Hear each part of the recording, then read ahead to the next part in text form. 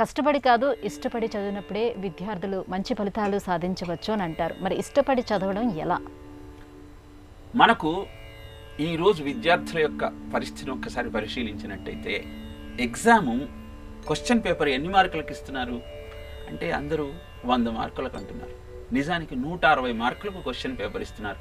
8 క్వశ్చన్లు ఇచ్చి దాంట్లో 5 రాస్తే నీకు 100 మార్కులు వస్తాయి. కాబట్టి ఇచ్చినది 160 మార్కులకు, దానిలో పొందాల్సింది 35 మార్కులు. కానీ దానికి వాళ్ళు చాలా అవస్థపడుతున్నారు. కారణం ఏమిటి అంటే విద్యా వ్యవస్థ అంతా టిక్కులు పెట్టుట, బట్టి పట్టుట, అప్పచంపుట అనేటువంటి క్రమంలో నడుస్తుంది తప్పితే గ్రహణం ధారణం చైవ స్మరణం ప్రతిపాదితం ఊహ అపోహ విజ్ఞానం తత్వజ్ఞానం సుధీషణాహ రామాయణం చెప్తుంది. ఎలా నేర్చుకోవాలి, ఎలా చదవాలి, ఎలా ఇష్టం కలుగుతుంది అంటే గ్రహణం చెప్పేటప్పుడు శ్రద్ధగా వినాలి. విన్నదాన్ని ఏం చేయాలి? స్మరణం. ఒక విషయం నువ్వు విన్నావంటే అది నీ సబ్ రొటీన్లో రిజిస్టర్ అయిపోయి ఉంటుంది. కాబట్టి దాన్ని నువ్వు స్మరిస్తూ ఉంటావు. స్మరించిన దాన్ని ధారణ చెయ్యాలి, పదే పదే చెబుతూ ఉండాలి. అప్పుడేమవుతుంది? గ్రహణం ధారణం చైవ స్మరణం ప్రతిపాదితం. నీకు తెలిసిన విషయాన్ని నలుగురికి చెప్పే ప్రయత్నం చేస్తావు. అలా చెప్పే ప్రయత్నంలో ఊహ అపోహ, అది నిజమా అబద్ధమా అన్న చర్చ కలిగి తద్వారా తత్వజ్ఞానం నీకు సిద్ధిస్తుంది. కాబట్టి do what you know, know what you do. చేసేది ప్రతిదీ తెలుసుకో, తెలిస్తేనే చెయ్యి. జ్ఞాత్వా అజ్ఞాత్వా కర్మాణి జనోయం అనుతిష్ఠతి విదుషః కర్మసిద్ధి స్యాత్ యదా న అవిదుషో భవేత్ అంటాడు బాలకృష్ణుడు నందుడితో. ప్రతి వాళ్ళు కర్మలనన్నీ ఆచరిస్తున్నారు, కానీ తెలుసుకొని ఎవరూ చేయటం లేదు. తెలుసుకొని చేసిన పనులకే పూర్తి ఫలితం దక్కుతుంది. ఏకః శబ్దః సమ్యక్ జ్ఞాతః సుష్టు ప్రయుక్తః స్వర్గే లోకే కామదుగ్భవంతి. ఒక్క శబ్దమైనా దాని అర్థమేమిటో తెలుసుకొని జీవితానికి అన్వయించుకొని నువ్వు ఆపాదించుకోగలిగితే అద్భుతమైన జీవితం నీ సొంతం అవుతుంది. వెళుతూ ఉన్నప్పుడు ఒక పాట వినపడింది. అనగనగా ఆకాశం ఉంది. వీడు నేర్చుకున్నాడు, గ్రహించాడు, స్మరించాడు, ధారణ చేశాడు, చక్కగా అందరి ముందు పాడటం ప్రారంభించాడు. తరువాత పదే పదే పాడుతున్న వీడికి అనగనగా ఆకాశం ఉంది, long long ago there is a sky అంటున్నాను ఏమిటి?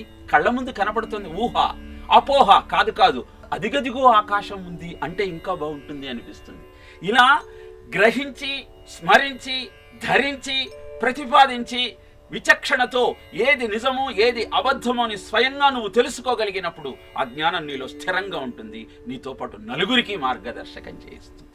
అలాంటి విద్యా వ్యవస్థ మనం ఆవిష్కరించుకోగలిగినప్పుడు, పిల్లలంతా అలా చదవగలిగినప్పుడు, ఇంజనీరింగ్ స్టూడెంట్స్ కూడా మెటీరియల్ కోసం ప్రశ్నిస్తున్న నేపథ్యంలో, నీ అంతటా నువ్వే గ్రాడ్యుయేట్ అవుతున్న నేపథ్యంలో ఒక్కొక్క పాఠాన్ని చదివి నీ నోట్స్ నువ్వు రాసుకొని నీ అంతటా నువ్వు అర్థం చేసుకొని నలుగురికి నువ్వు చెప్పగలిగినప్పుడు విద్య అనేది నీకు వివేకంగా మారి నీకు దారి చూపించగలుగుతుంది.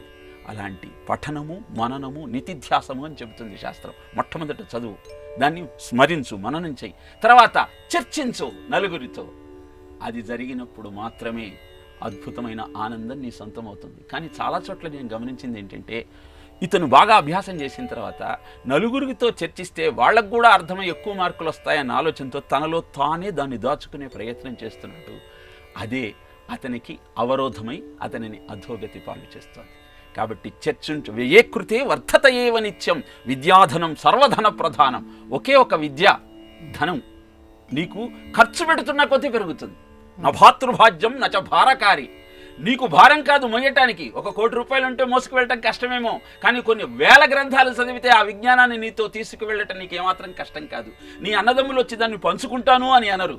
నువ్వు ఖర్చు పెడుతున్న కొద్దీ పెరిగేది విద్యాధనం. కాబట్టి దాన్ని ఎలా చదవాలి, ఎలా ఆచరించాలి, ఎలా నలుగురికి తెలియజేయాలి అని రామాయణం లాంటి గ్రంథాలు, అద్భుతమైన పురాణాలు వివరించాయి. కనుక ఆర్షవాంగ్మయాన్ని అభ్యసిస్తూ అద్భుతమైన ఆనందాన్ని అందుకోవటానికి అవసరమైనటువంటి శిక్షణను మనం పొందుతూ పిల్లలకు అందించే ప్రయత్నం చేద్దాం.